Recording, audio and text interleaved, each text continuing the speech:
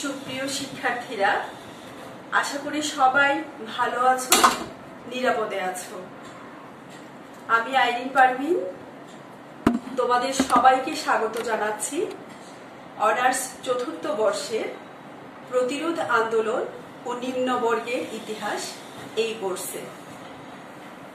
আজ আমি তোমাদের সাথে আলোচনা করব পাবনা কৃষক বিদ্রোহ সম্পর্কে। পাবনা কৃষক বিদ্রোহ 1872-73 সালে সংঘটিত হয়েছিল। এই বিদ্রোহে নেতৃত্ব দেন ঈশানচন্দ্র রায় এবং তার দেওয়ান গঙ্গাচরণ রায়। ঈশানচন্দ্র রায় একজন ছোট জমিদার ছিলেন।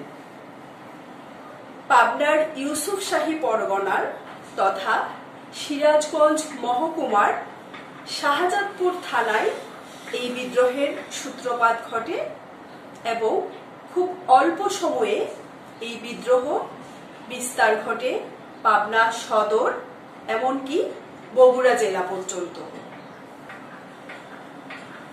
জমিতে কৃষকদের অধিকার প্রতিষ্ঠা এবং জমিদারি শোষণের অবসান ঘটানো ছিল পাবনা কৃষক বিদ্রোহের মূল বিষয়। পাবনা কৃষক বিদ্রোহ অন্যান্য যে কৃষক বিদ্রোহগুলো ছিল তার থেকে একটু ভিন্ন ছিল এই কারণে যে এই বিদ্রোহে রায়ত কৃষক বিদ্রোহীরা প্রচলিত আইনের আশ্রয় নিয়ে জমিদারদের অবৈধ যে আদায় সে আদায় সহ নিপীড়নমূলক কর্মকাণ্ডগুলোকে অত্যন্ত সফলতার সাথে প্রতিহত করতে পেরেছিল। পাবনা কৃষক বিদ্রোহের অনিবার্য ফল হিসেবে 1885 সালে প্রজাস্বত্ব আইন প্রণয়ন করা হয়। এই প্রজাস্বত্ব আইন প্রণয়নের ফলে জমির উপর বা ভূমির উপর কৃষকের অধিকার আংশিক স্থাপিত হয়েছিল। 1793 সালে লর্ড কর্নওয়ালিসের প্রবর্তিত চিরস্থায়ী বন্দোবস্তের প্রবর্তনের ফলে ভূমির উপর কৃষকদের অধিকার হারিয়ে যায়। পাবনা কৃষক বিদ্রোহের পরবর্তী ফলস্বরূপ 1885 সালে যখন প্রজাস্বত্ব আইন প্রণয়ন করা হয়, এই প্রজাস্বত্ব আইনের মাধ্যমে নির্যাতিত, নিপীড়িত, উচ্ছেদকৃত কৃষকরা তাদের ভূমির উপর আংশিক অধিকার ফিরে পেয়েছিল। তাহলে প্রিয় শিক্ষার্থীরা, চলো আমরা এবার দেখে নেই যে পাবনা কৃষক বিদ্রোহ সংঘটিত হওয়ার পেছনে কি কি কারণগুলো ছিল। আমি আগেই বলেছি যে এই বিদ্রোহের মূল বিষয় ছিল কৃষকদের অধিকার প্রতিষ্ঠা এবং জমিদারদের যে শোষণ সেই শোষণের অবসান ঘটানো। ইংরেজদের সহযোগী অত্যাচারী জমিদারদের কর্তৃক অবৈধ যে আদায় সে আদায় সম্পর্কে পাবনার কৃষক জনতার অসন্তোষ যখন চরমে গিয়ে পৌঁছায়, সেই সময় পাবনার ইউসুফ শাহী পরগনা তথা সিরাজগঞ্জ মহকুমা রাজস্ব বকেয়ার জন্য নিলামে ওঠে। আর এই নিলামের সুযোগে বাংলার বিভিন্ন জায়গার বিভিন্ন স্থানের বড় বড় যে পরিবারগুলো ছিল তারা নব্য জমিদার হয়ে ওঠার সুযোগ সৃষ্টি হয়েছিল এই নিলামের কারণে। পাবনা জেলার এই ইউসুফ শাহী পরগনা পাবনা কৃষক বিদ্রোহের পূর্বে এই অঞ্চলটা ছিল নাটুর রাজার জমিদারির অন্তর্ভুক্ত, কিন্তু নিলামের পরে বাংলার বিভিন্ন অঞ্চলের জমিদাররা এই অঞ্চলটা জমিদারি ক্রয় করে নেয়, ফলে একটা নব্য জমিদার শ্রেণী তৈরি হয়েছিল। জানা যায় যে সিরাজুল ইসলাম সম্পাদিত বাংলাদেশের ইতিহাস 1704 থেকে 1971 এই গ্রন্থ থেকে আমরা জানতে পারি যে এই নিলামের সুযোগে ঢাকার বন্দ্যোপাধ্যায় পরিবার, কলকাতার ঠাকুর পরিবার, সেনাল পরিবার, তারপর পর্জনার যে ভাদুরী পরিবার, এইসব পরিবারগুলো নতুন জমিদার হয়ে বসে। এই নব্য জমিদাররা জমিদারিকে একটা পেশা হিসাবে গ্রহণ করে। জমিদারি তাদের কাছে ছিল ব্যবসা। তাদের মূল উদ্দেশ্য ছিল কিভাবে আর্থিক উন্নতি লাভ করা যায়। এই যে আর্থিক আয় বৃদ্ধির বিষয়ে তারা বিভিন্ন কৌশল অবলম্বন করেছিল। এর ফলে দেখা যায় যে এসব আর্থিক আয় বৃদ্ধির একটা মূল বা গুরুত্বপূর্ণ পন্থা ছিল যে অবৈধ আদায়। 1793 সালে যখন চিরস্থায়ী বন্দোবস্ত হয়, এই চিরস্থায়ী বন্দোবস্ত প্রবর্তনের পর প্রকৃতপক্ষে এই কৃষক রায়তদের দুর্দশার দিন শুরু হয়ে যায়। কেননা এই চিরস্থায়ী বন্দোবস্ত জমিদারদের সর্বরকম স্বার্থ রক্ষা করেছিল। চিরস্থায়ী বন্দোবস্তের ফলে ভূমির উপর কৃষকের অধিকার হারিয়ে ফেলেছিল।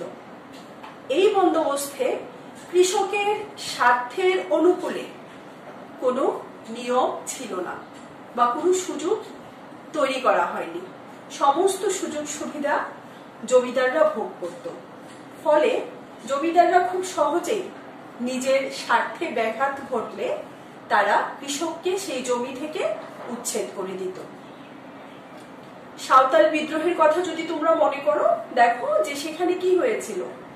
জমিদাররা সাঁওতালদেরকে দিয়ে নতুন নতুন যে জায়গাগুলো জঙ্গলাকীর্ণ, তারপর হচ্ছে কৃষির অনুপযোগী যে জায়গাগুলো ছিল, সেই জায়গাগুলোকে তারা কৃষির আওতায় নিয়ে আসে। কিন্তু যখনই এসব অনাবাদী জমিতে ফসল উৎপাদন শুরু হয়েছিল, ঠিক সেই সময় জমিদাররা অধিক অর্থের লোভে সাঁওতালদেরকে উচ্ছেদ করে অন্য ব্যক্তিকে সেই জমির বন্দোবস্ত দেয়। এই যে বিষয়টা, এটা শুরু হয়েছিল চিরস্থায়ী বন্দোবস্ত প্রবর্তনের কারণে। এই পটভূমি তৈরি করেছিল এই যে জমি থেকে উচ্ছেদ। এই জমি থেকে উচ্ছেদের কারণে সাঁওতাল বিদ্রোহের পটভূমি যেমন তৈরি হয়েছিল, তেমনি আমরা পাবনার কৃষক বিদ্রোহের পটভূমি তৈরির পেছনেও এই প্রভাব দেখতে পাই। পাবনা কৃষক বিদ্রোহের যেসব বিষয়গুলো এই বিদ্রোহের পটভূমিকে তৈরি করেছিল, সেগুলো হচ্ছে যে জমিদারদের অবৈধ আদায়, জমি থেকে কোনো কারণ ছাড়া কৃষকদেরকে বা রায়তদেরকে উচ্ছেদ, জমিদারদের অযথা শোষণ, এবং এ বিষয়ে তারা যখন ইংরেজ কর্তৃপক্ষকে অবহিত করে তখন ইংরেজ কর্তৃপক্ষের অবজ্ঞা। এই সব কিছুই পাবনার কৃষক বিদ্রোহের পটভূমিকে তৈরি করেছিল। প্রিয় শিক্ষার্থীরা, এবারে আমরা দেখে নেই যে পাবনার কৃষক বিদ্রোহের পেছনে কি কি কারণগুলো ছিল। আমরা যদি দেখি যে পাবনার কৃষক বিদ্রোহের অন্যতম প্রধান কারণ ছিল প্রতিনিয়ত ভূমি রাজস্ব বৃদ্ধি করা। জমিদাররা প্রতি বছর ভূমির রাজস্ব বৃদ্ধি করত। শুধু রাজস্ব বৃদ্ধি নয়, জমিদাররা নামে বেনামে বেআইনি কর অথবা আবওয়াব আদায় করত। আমরা সুপ্রকাশ রায়ের ভারতের কৃষক বিদ্রোহ এই গ্রন্থ থেকে জানতে পারি যে সেই সময়ে এই ইউসুফ শাহী পরগনায় প্রায় 14 রকমের আবওয়াব আদায় করা হতো। বিভিন্ন নামে সেই আবওয়াব আদায় হতো। যেমন জমিদাররা সরকারি যে স্কুলগুলো ছিল সেই স্কুলে তারা দান করত। সে দানের জন্য যে অর্থ তারা দিত, সেই অর্থ কৃষক রায়তদের কাছ থেকে কর হিসেবে আদায় করত। এছাড়া জমিদার জাজিপুর উৎসবে যাওয়া আসার জন্য যে খরচ হতো সেই খরচও কৃষকদের কাছ থেকে কর হিসেবে আদায় করত। তাছাড়া দেখা যেত যে ম্যাজিস্ট্রেটের কাচারিতে জমিদাররা বিভিন্ন উপঢৌকন প্রেরণ করত। সেই উপঢৌকন কেনার অর্থ তারা কৃষকদের কাছ থেকে আদায় করত। এছাড়া কর্তৃপক্ষের সাথে যোগাযোগ করার জন্য যে টেলিগ্রাফ খরচ হতো সেই টেলিগ্রাফ খরচ সাধারণ কৃষকদের কাছ থেকে জমিদাররা আদায় করত। কিন্তু মজার ব্যাপার হচ্ছে যে জানা যায় জমিদাররা টেলিগ্রাফ খরচ বাবদ কোনো অর্থ প্রকৃতপক্ষে সরকারকে দিত না। আরেক প্রকার আবওয়াব আদায় করা হতো যে জমিদার তার পরিবার পরিজন নিয়ে প্রতি বছর পুরী যেত। সেই পুরী দর্শন করে ফেরার সময় তারা জগন্নাথের প্রসাদ নিয়ে আসত। সেই প্রসাদ এনে রাজ্যের সমস্ত কৃষক রায়তদের মধ্যে সেই প্রসাদ বন্টন করে দেওয়া হতো। কিন্তু এই প্রসাদ বন্টন উপলক্ষে অর্থাৎ প্রসাদ দেওয়ার পরিবর্তে তারা কৃষকদের কাছ থেকে অর্থ আদায় করত।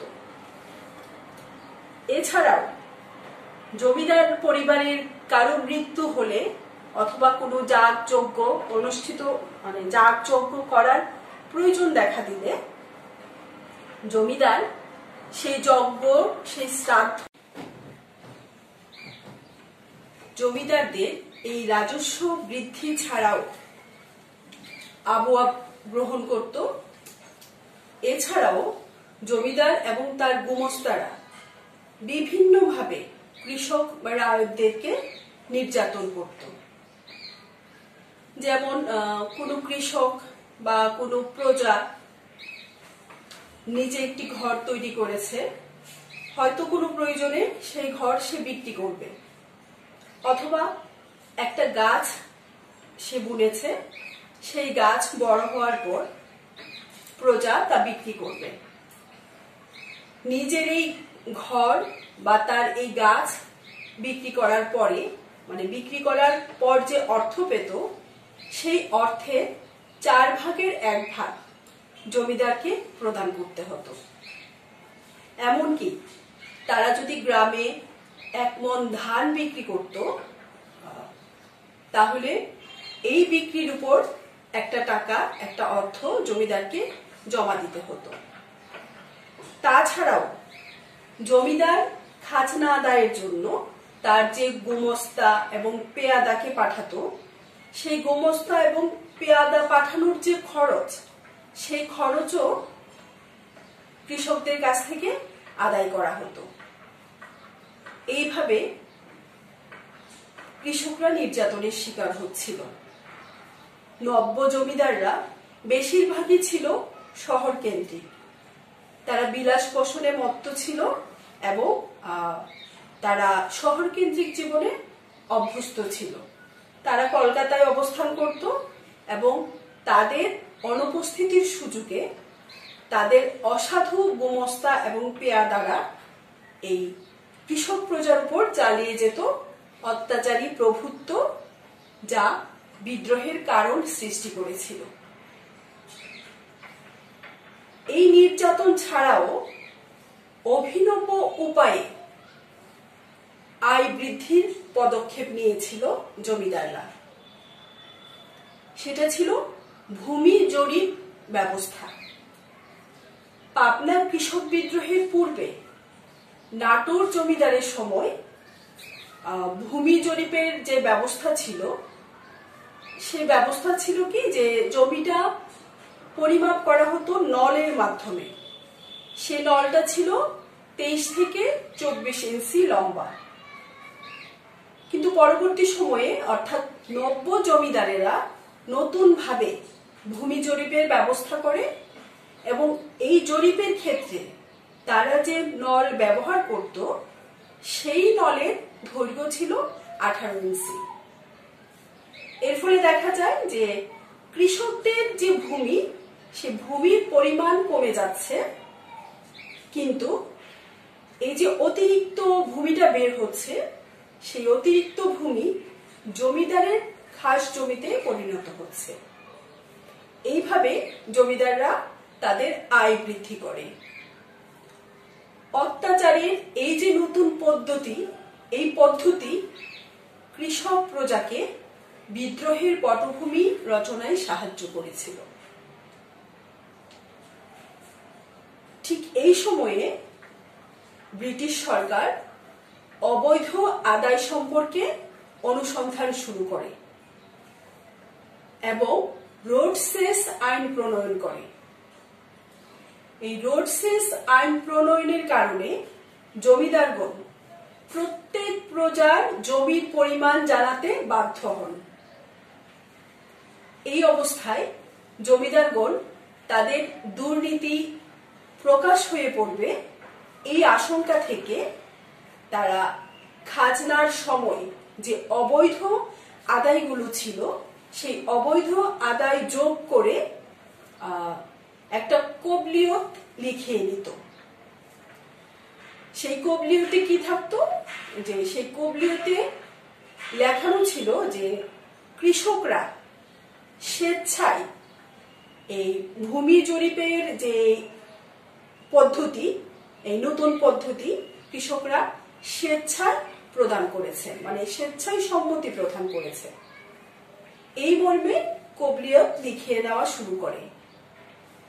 এই কবলিয়ত যদি কোনো কৃষক প্রদান না করত, তাহলে জমিদারগণ কৃষককে পাট্টা দিত না।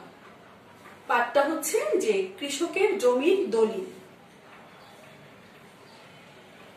এইভাবে তাদের অবৈধ কার্যকলাপকে আইনের পোশাক পরিয়েছিল জমিদাররা, যা বিদ্রোহের একটি কারণ বলে, অন্যতম কারণ বলে মনে করা হয়। এই যে জমিদারদের নানাবিধ শোষণ কৃষক প্রজাকে বিদ্রোহী হতে বাধ্য করেছিল। একজন নির্যাতিত রায়তের যে সাক্ষাৎকার, সেই সাক্ষাৎকারটা এরকম ছিল যে তিনি বলেছেন যে জমিদার হয়তো, যে নব্য যে জমিদার, সেই জমিদার হয়তো মারা গিয়েছে, তো বাবা মারা যাওয়ার পরে ছেলে জমিদার হয়েছে। এই নতুন জমিদার কিছুটা ইংরেজি জানতেন এবং বিলিতি মদ খেতেন।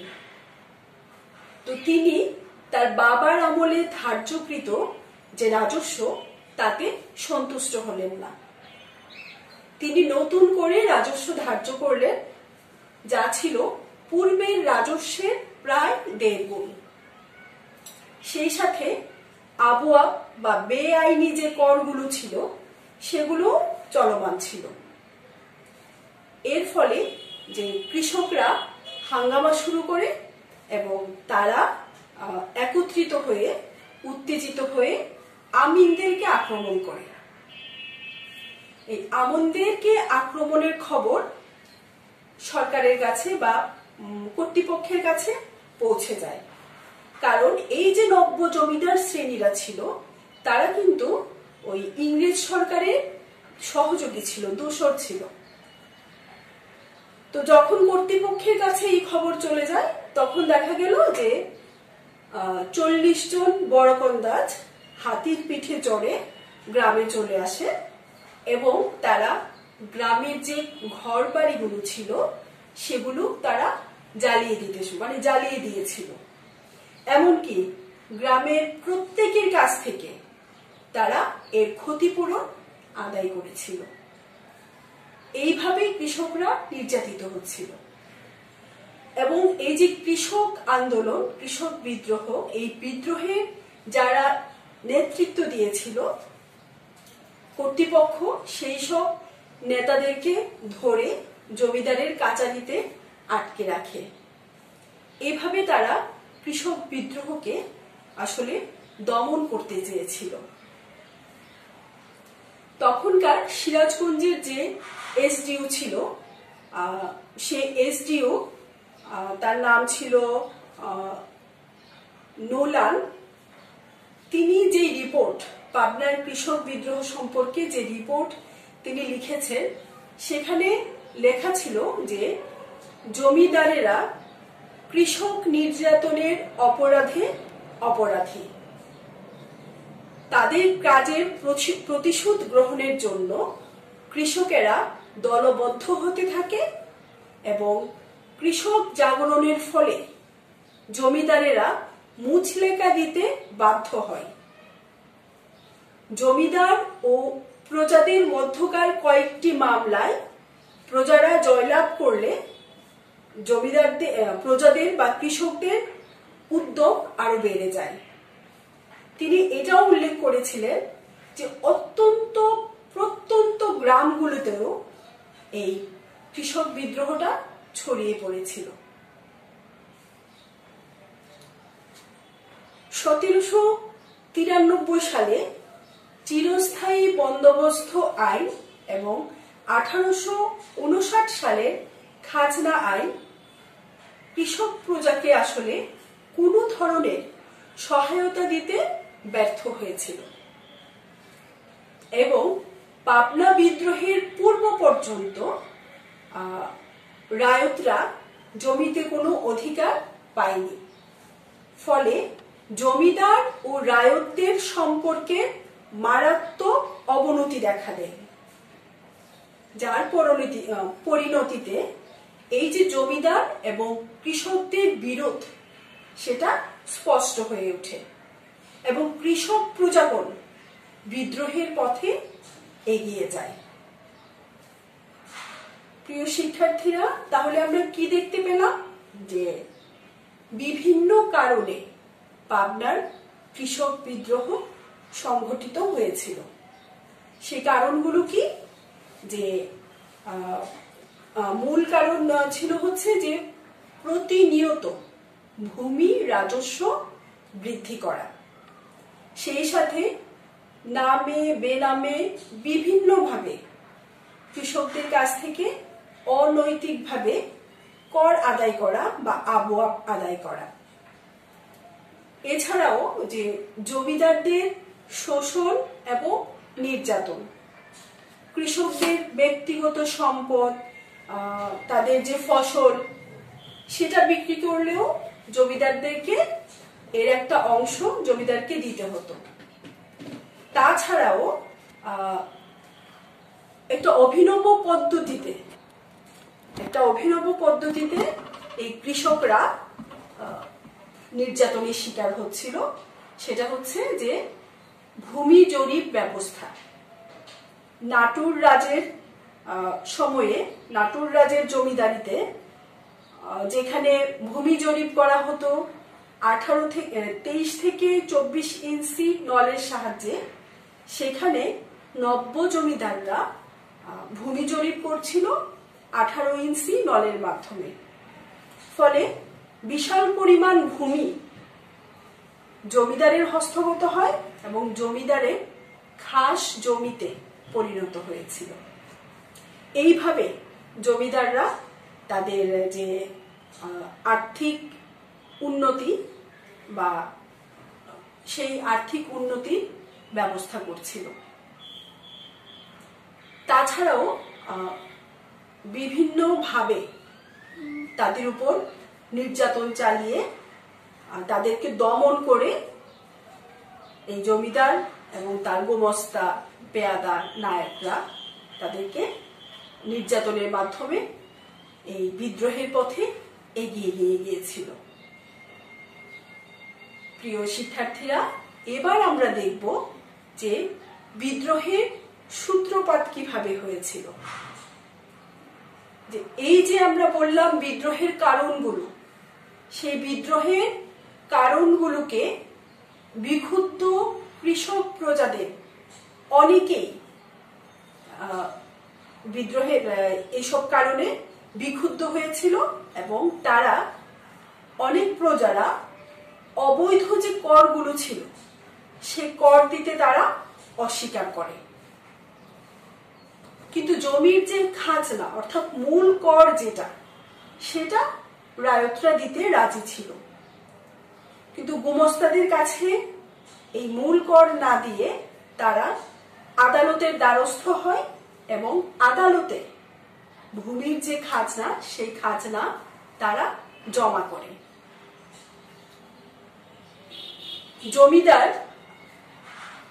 জমিদাররা লোকেরা তখন যে প্রজাদের পক্ষে এক যে সাক্ষী ছিল না, জমিদাররা যখন কৃষকরা যখন খাজনা জমিদারকে না দিয়ে আদালতে দিচ্ছিল তখন এবং অবৈধ কর দিতে অস্বীকার করছিল, তখন এই নির্যাতিত বা কি বলা যায় যে তখন ওই জমিদার অর্থাৎ যার রায়তরা খাজনা দিচ্ছিল না, অবৈধ কর দিচ্ছিল না, সেই জমিদার তখন আদালতে শরণাপন্ন হয়।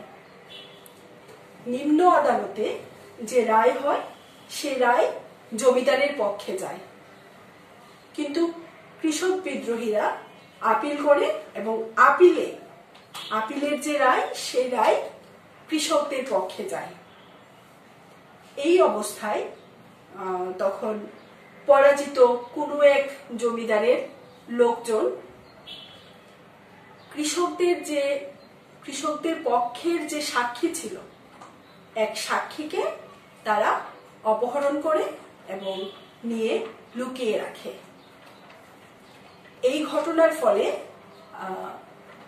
বিভিন্ন জায়গায় কৃষক বিদ্রোহটা ছড়িয়ে পড়ে এবং যেহেতু মামলায় জমিদার হেরে যায়, ফলে কৃষকরা কিন্তু আরো বেশি উদ্যমী হয়ে যায় এবং বিভিন্ন জায়গায় কৃষকরা এই অবৈধ কর দিতে অস্বীকার করে।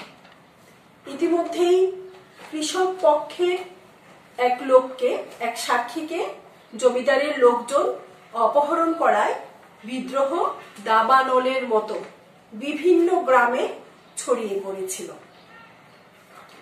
কর্তৃপক্ষ প্রথমে এটাকে আমল দেয়নি, কিন্তু পরবর্তীতে তারা কৃষকদের পক্ষে এগিয়ে আসে এবং তারা শেষ পর্যন্ত কৃষকদের চাপে পড়ে সেই অপহরণকৃত ব্যক্তিকে তারা উদ্ধার করে এবং যারা এই কাজের সাথে সংশ্লিষ্ট ছিল অর্থাৎ জমিদারের লোকজনকে শাস্তির আওতায় আনতে বাধ্য হয়েছিল। সুপ্রিয় শিক্ষার্থীরা, আজকে এই পর্যন্তই। আগামী ক্লাসে আমি বিদ্রোহের যে বিস্তৃতি, বিদ্রোহের যে নেতৃত্ব, এই বিদ্রোহের যে বিভিন্ন দিক ছিল এবং পাবনা কৃষক বিদ্রোহের যে ফলাফল সেগুলো আলোচনা করব।